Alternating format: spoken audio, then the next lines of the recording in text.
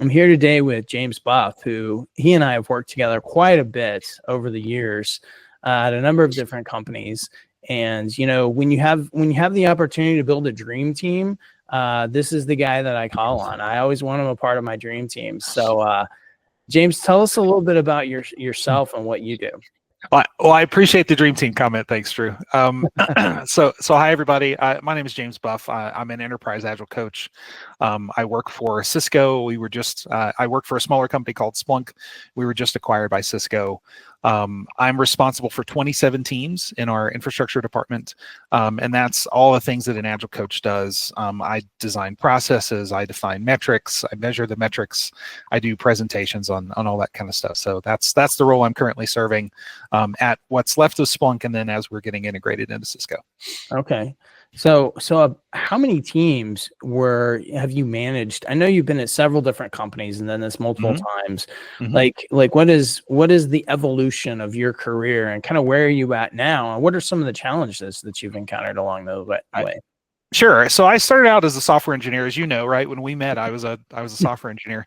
I started out as a software engineer. I'm one of the few software engineers that actually kind of liked the agile transition stuff. So I made the move. I was working on a team that didn't have a Scrum Master, and I was basically new to the team. And I said, hey, I'll do everything that anybody doesn't want to do, So that ended up being Scrum Master and prod support, right?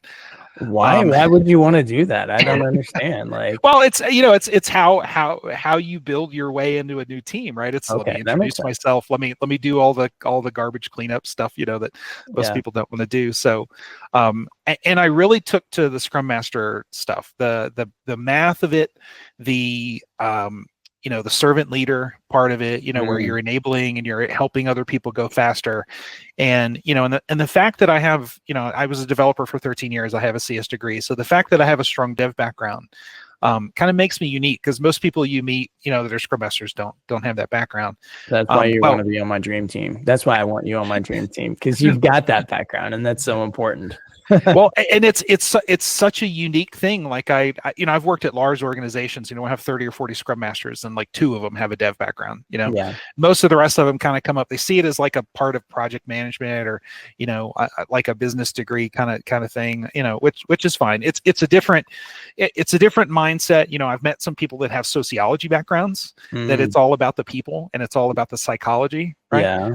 And there's value in all of those backgrounds, especially when you've got a large enough organization. If you can have Scrum Masters or coaches that have all those different backgrounds, it'll there are things, I'm still a dev man. I want to put my headphones on and I want to write code and drink Mountain Dew and and sit in the basement, and listen to techno while I do it, So, but there are some parts of the sociology and the business focus that I definitely appreciate, that other people bring.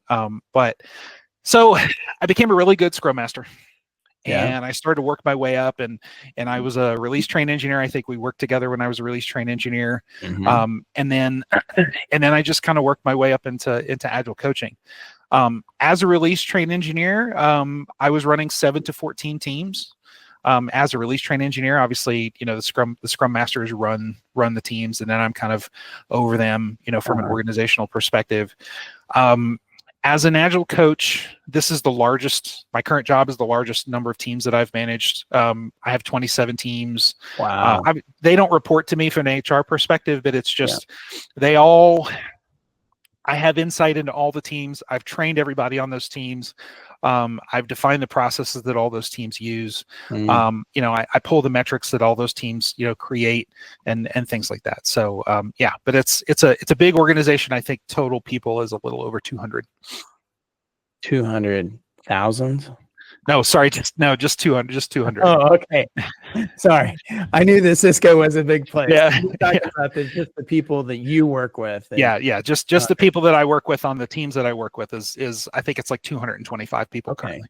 Well, that's really interesting, because in my experience, that's sort of my sweet spot as well. As I've worked my way up from a software engineer to, I ran my own software company for a number of years, and then, but it was really small, and just, move across organizations. I love those 200 and less, within product and engineering. And I like the company size that size when the whole product and engineering is that size, but that's a good number for me. So I can look at what we're talking about today from the perspective of the engineering side and what that looks like and the pressures and whatnot of looking at metrics. And I don't guess we've really talked about our topic yet. So let's introduce the topic.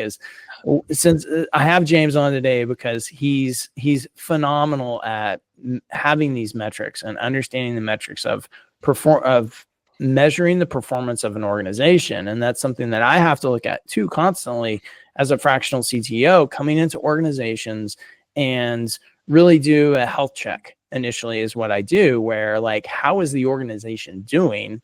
And what are the things that I need to be looking at? What is the C-level, the C-suite in these smaller companies that I work with? What do they need to be looking at?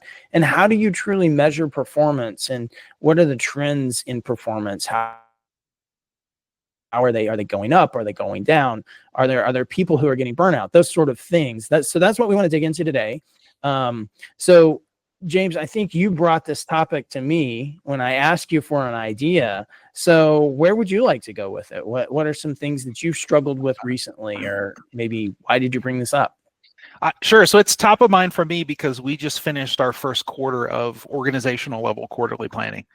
And I've been presenting our kind of end of quarter metrics to leadership over the last couple of weeks. Mm-hmm. So that's why it was top of mind for me. One of the challenging things with metrics for a dev organization is, well, there's kind of two things you're trying to measure. So number one, you're trying to measure, and I'm going to refer to it as the factory, right?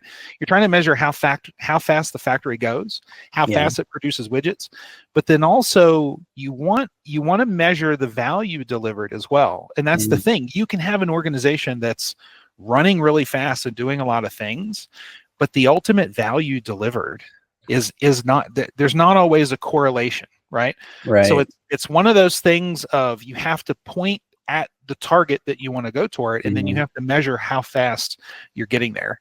And that's always a challenge because, rolling up story points from individuals to teams to departments, that's really easy. But then turning that into, hey, we accomplished, we finished 400 story points last quarter. When somebody in product says that doesn't mean anything to me. Right. Then you have to say, okay, that 400 story points was, 125 of this, 75 of that, and that's always the challenge that I have because I'm not a product person, so I have to work with our product partners and our product organization, and try to figure out a way to tell both stories, right? One of which is you're measuring the productivity of the organization, but then also you're measuring the delivery of value to customers. Sure. Yeah. I mean, because that's the big conversation point that I have to have in my role is what is the business value?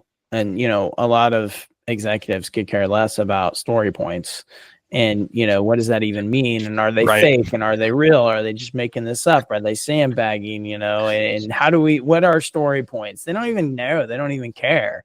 But when it comes to, what is the business value? Well, we delivered this project and this is going to change the market in that way. So I guess that's where you really coordinate and work with your product people to map those story points that have been accomplished to the business value. And then they help communicate that to your executives. Yeah, correct. At a high level, they know the products that have been delivered, but they don't necessarily know. I mean, you can trace it all, right? It all goes to the discussion of the work hierarchy that we were talking about before the video started, where if you've got your work hierarchy built correctly, leaders look at it from the top down, right?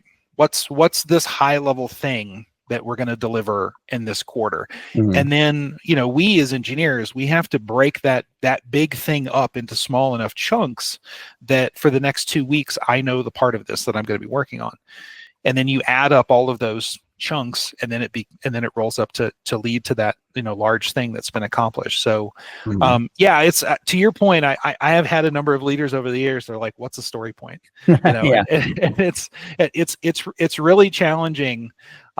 to define, because depending on how loose you are with kind of your standards for your organization, for us at our company, we don't define story points for the teams. We let the teams define it themselves. So then, if you have one team that's on a different scale than another team, you can't measure those two teams against each other and say, hey, this team is half as productive as that team, just based on the story points. So you have to find, basically it's a good comparison. How many story points did I do last quarter versus how many did I do this quarter? That's a good comparison. How many story points did I do versus how many story points did you do? Not a good comparison, because we might be on different scales. Your job might be 50% product, 50% development. My job might be 100% development, right? So you have to weigh all that into account. Sure. So one of the things that I've come across, I don't know if you've encountered this or not, we talk about measuring the production and the widgets and the effectivity of the team. One of the things that I come across regularly is measuring and this is a more difficult one, measuring not necessarily the productivity of the team, but the health of the team.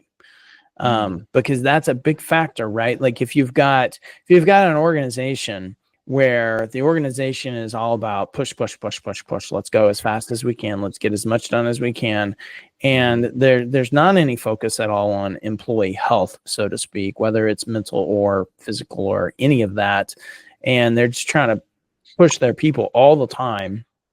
A lot of times that leads to an unhealthy culture where you've got your top performers who are producing 2x, 3x of anyone else on the team, and they're constantly walking out the door. So you've got this revolving door, and you have to onboard new people regularly. So I think that the employee health is something that's an interesting factor, and I'm not sure how that equates, or if at all, if it's something that you ever have encountered, and if so, what does that look like for you? So how and you're absolutely right. It's hard to measure kind of employee satisfaction from story points, right? How we've typically added on the employee satisfaction part is we'll have surveys outside of our normal work tracking system, and we do those twice a year. It's called for us, it's called the Agile Maturity Assessment, and it's basically asking all of those questions of, do you feel overworked? Are the processes that we've introduced, are they helping you? Or are they slowing you down? Right? How do you feel about test coverage and QA resources and things like that? Yeah, and it's just this really kind of generic set of questions and we try to use the same questions. One of the important things with surveys like that is you have to use the same questions over a long period of time, because if you change the questions every interval, then you don't have a look back capability, right? Right. So we have very specific questions that we don't change, and we've been running those now for about 3 years, where we have a look back ability, to 6 or 7 surveys ago. Now, with that said, I was going to share the thing that got me thinking of this was in one of our previous engagements with each other back in my Scrum Master days. There was a Scrum Master on the team that wasn't really functioning very well, so we let that person go, and then I took that person's team over, and the first thing I did was I went in and I looked at their work, and I'd never looked at their board because it wasn't my team.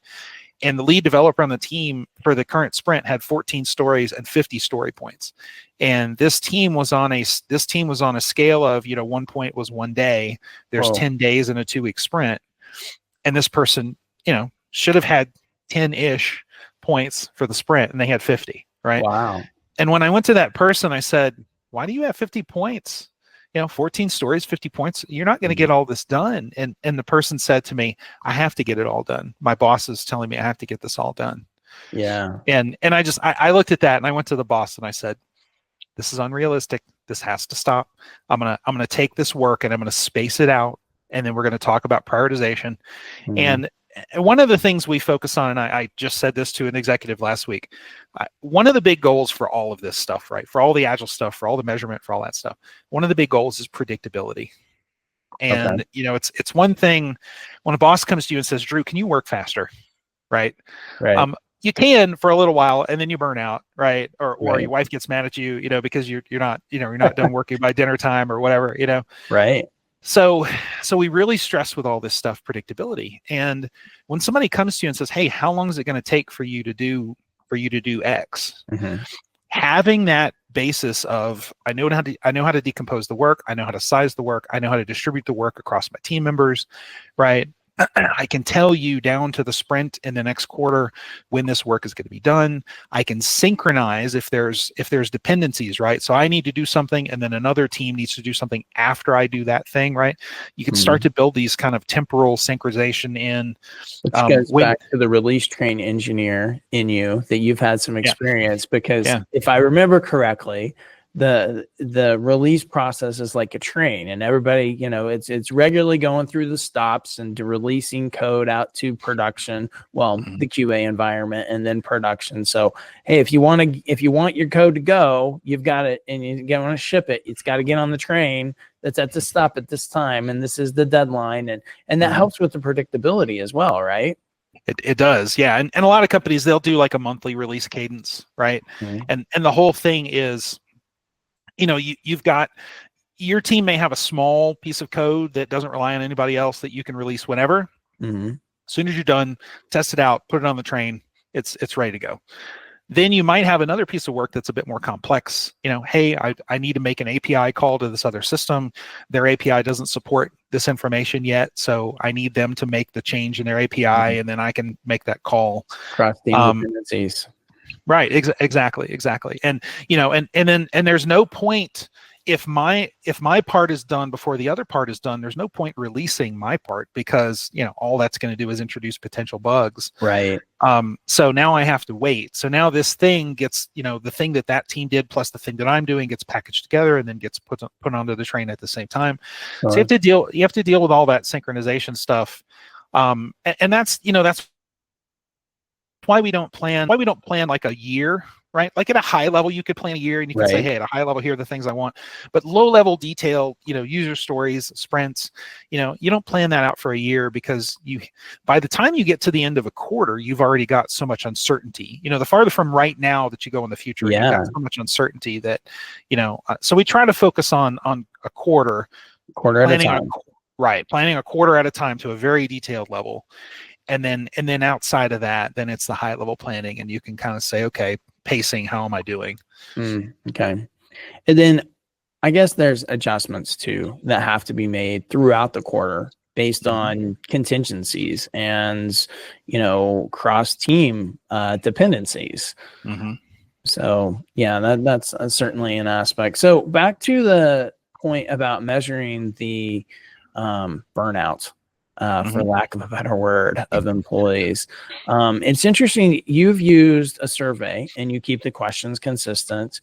One of the things that I've noted that I've looked at is I have some tools at my disposal, so to speak, that allow me to get visibility into the data, because everything needs to be data driven. And not only does it look at the Jira data, which is your world, it also looks at the Get data. And it looks at the Slack data, and it looks at the calendar data, and it aggregates all of that data, and then it can give you narratives and trends and whatnot to identify, as a manager, whether you're managing the work across 200 people or you're managing the people or both, or, whatever your role is, it gives you some insights into the health of your organization, because it can identify things that you might not easily get to through Jira, like working hours. So I'm seeing that this lead engineer that's trying to execute 50 story points, not only that, but he's also working from 11 p.m. to 3 a.m. on a pretty consistent basis. Well, you can take that data along with the 50 story points to that executive who's leading that team and say, look, this is a risk. Not only are you going to burn this person out, but they're going to make mistakes. And they're in 6 hours of meetings a day. That's another common problem, right? The more like technically knowledgeable, in a dev lead position, the more, and I've, as former developers, right? We all started out, this, right? And Head and then down on the keyboard. Yep. yeah, and then you kind of work your way up to the point where now your knowledge is more valuable than your ability to write code, right? Because you can teach other people to write code, but your knowledge of a system, your subject matter expertise, your knowledge of the architecture, right?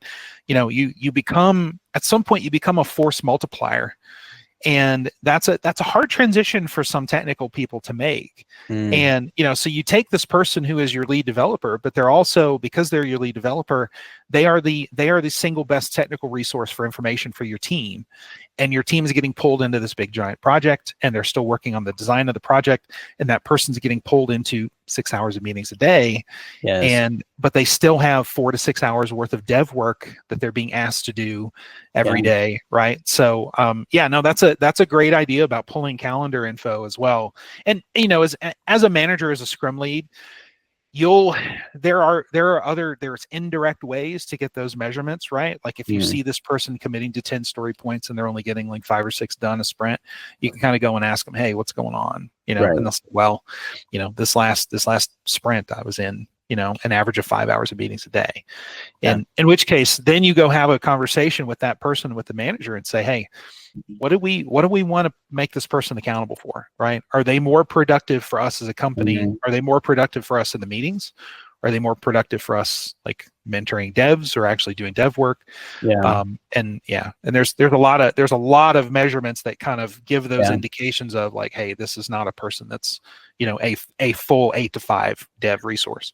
Well, you can even measure some of that stuff, like not just that focus time or the disruption to that focus time by looking at calendar data or even Slack data of, but you can also look at PRs and the interaction that the lead is having with other people of the team. And what does that interaction look like? Are they truly mentoring people? What is the focus? Or are they, off writing code mostly on their own? What do their comments look like? Are they constructive? Are they, and you can tell a lot about the mentoring aspect just by doing some analyzation of the Git data itself. But you couple that with the Slack interactions and the messages, you get to a lot more of the information about your focus time and how often are your people getting interrupted, because that's a big play, right?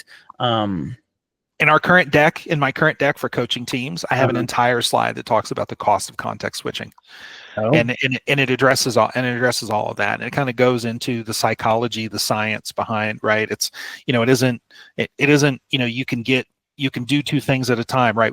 We're not capable of multitasking, right? It's just we switch tasks so fast that it looks like we're multitasking. Yeah, I've heard that. Yeah, and there's a real cost, especially the more times you switch tasks. So yeah, there's definitely in team design and kind of a team management kind of space, there's definitely something to be said for these are the people that need focus time versus you as a manager, right? I remember when you were a manager for our dev teams, and it's like you're an 8.5, you're double booked most of the day. Yes. I actually had that exact conversation with one of those leaders back then. I said, hey, would it be correct to say that most of your managers are double and triple booked most of the day? And she's like, yep. And I said, okay, when did they get their work done?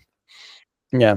And that's the problem, right? You have to plan. And I think the more data that you have and the more analytics and metrics that you can look at, the more you can plan to provide that predictability that we both know is so important to an organization and prevent falling in the pitfalls, right? Falling in the holes of like, oh, well, my lead developer is leaving the company because he's angry and I've took advantage of him for the last several years and I didn't even realize that. Well, now I have visibility into that sort of stuff. So very interesting.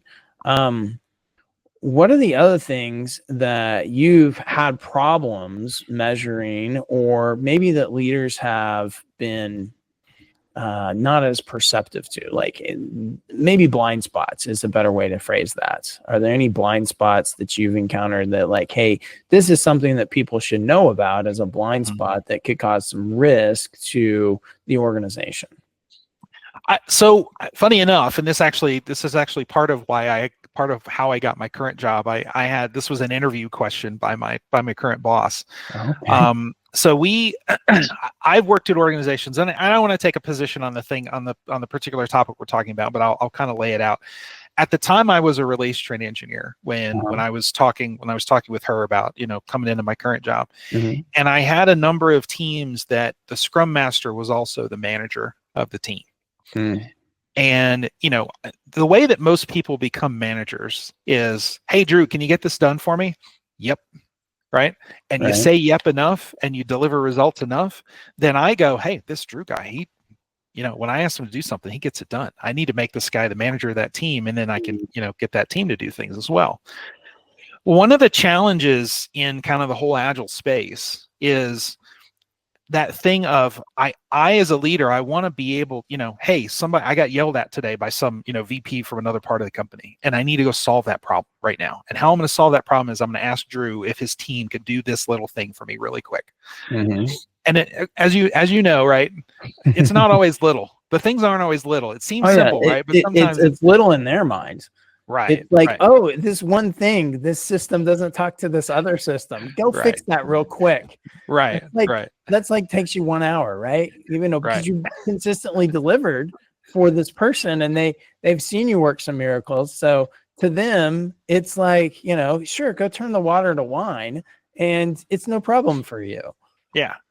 So what I was seeing as a result of that, as a result of having your Scrum Masters be, also be your managers, because when you're in an organization that's not really doing Agile and then you make the transition to Agile, when you talk about this role of a Scrum Master, that's a new role, a lot of people go, that sounds like a manager, right? Like that's the person who tells everybody what to do or keeps track of what they're doing or whatever, And the difference is that as a Scrum Master, you're a servant leader.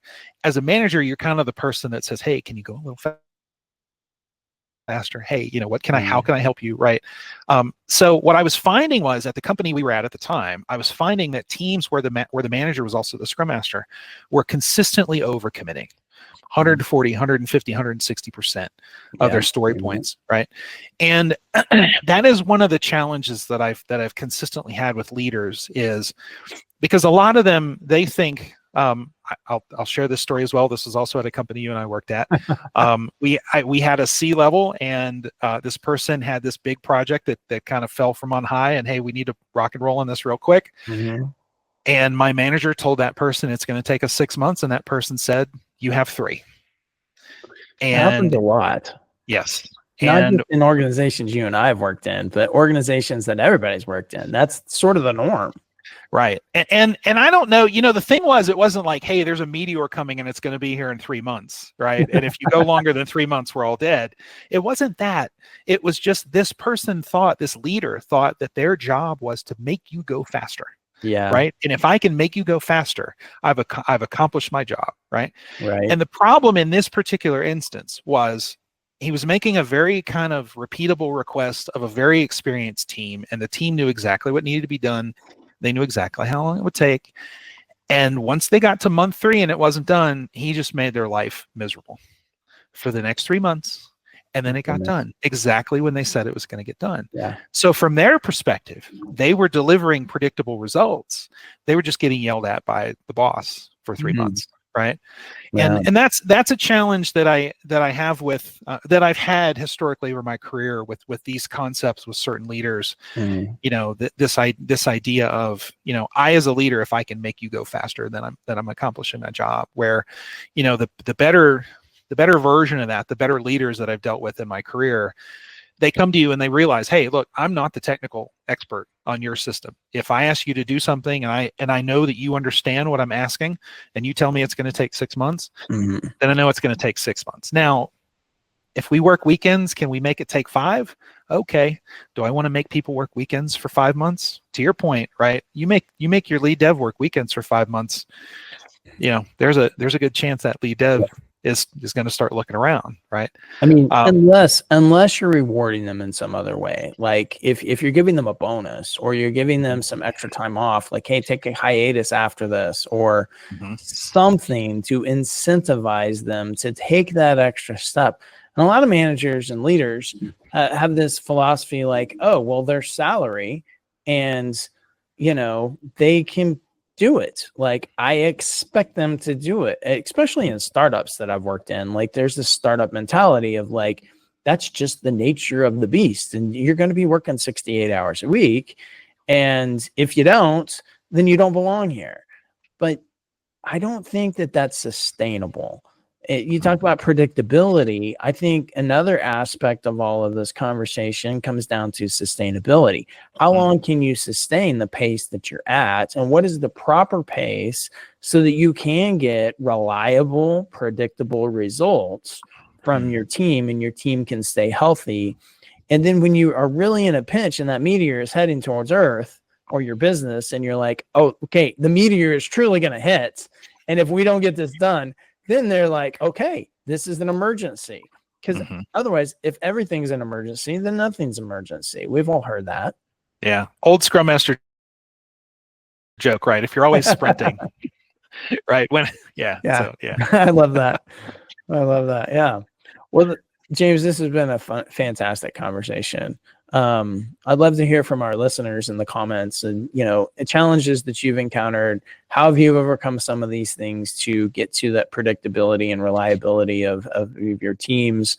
What are the main takeaways that you've had from this conversation today, James? I because I did start off as a developer, I am always very interested in kind of the leadership focus on this, on all of this stuff, right? So I always appreciate those questions that make me focus on like thinking of this from a leadership perspective, right? It's very easy for me to get lost in the math of story points and realize that that's not, story points aren't value delivery, right? It's, hey, we just delivered this new API and now we've got, 1,000 customers a day hitting this API and getting value out of it. Right. Or there's sales or there's revenue that are tied to that, right? So long, for so much of my career, I've been separated from the revenue side of things. And, leaders are always focused on that because that's, ultimately what drives it and what employs us all. So, so I'm always happy. It's been probably the most rewarding kind of part of this shift in my career is, I went from, I'm just writing code to do this one little API and that's all I'm doing, to now big picture. But I'm still getting to stay kind of sufficiently technical and close enough to the teams. Yeah. But I love interacting with leaders. I love, kind of focusing on trying to put all this in terms that are valuable to them. And then, getting it to the point where I could say, hey, just to let you know, this team, based on the data, they are consistently getting more work coming in than they're completing. So next time it's hiring season or something. Let's rank all these teams based on how much they're falling behind. Right. So that's the part of it I really enjoy, and that's the part I enjoy about these conversations. Is anything that puts me in the mindset of a leader, it makes everything that we do more valuable to the organization to be able to say, hey, let's put this in terms that a leader can understand, that the leader can then make tactical decisions about how to modify the organization. Right. Yeah. I think for me, that's a big reason why I got into doing more of the fractional and also doing executive coaching, is because a big part of what I've done in the times that I've been more successful, a big part of what I've done is coaching leaders and helping them understand. Sure, there's metrics behind it. Sure, you need to be data driven. Sure, you need to understand the technology and the teams and the processes and all of those things. But when you've been doing it as long as you and I have, that's the easy part.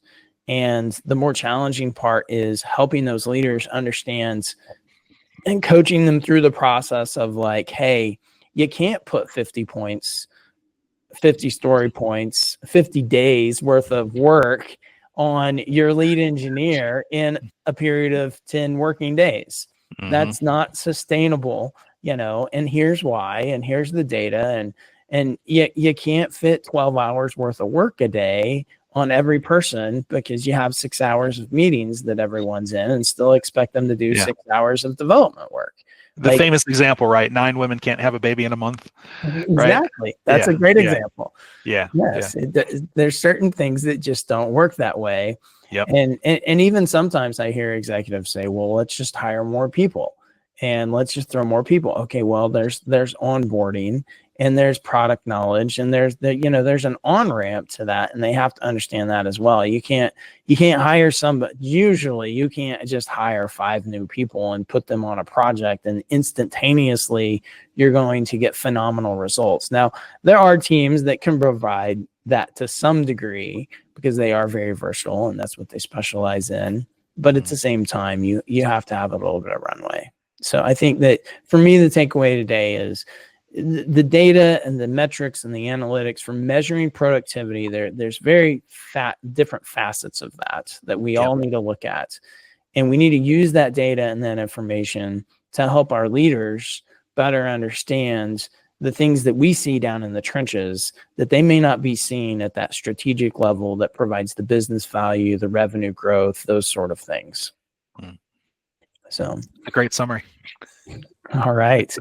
Well, thank you so much for your time today, James. I really appreciate you coming. Good. It's always great to talk to you, Drew. Thanks, man, for having me.